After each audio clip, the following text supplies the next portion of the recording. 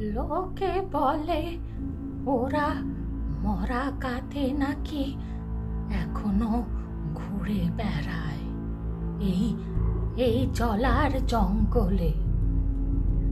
সব সময় ওদের দেখা যায় না, কিন্তু যখনই পুপাড়া শ্মশানে কোনো মরা পড়ে ওরা দেখা দেয়। চিতার আগুন লক্ষ্য করে ওরা এখনো পথ হাতড়ে বেড়ায় মুক্তি খোঁজে।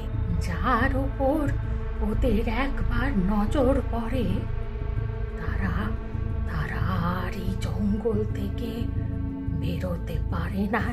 এখানে এই বৃদ্ধা কোন জঙ্গলের কথা বলছে এবং কাদের নজর পড়লে জঙ্গল থেকে কেউ বেরোতে পারে না, এবং সেই জঙ্গলটার রহস্যটাই বা কি?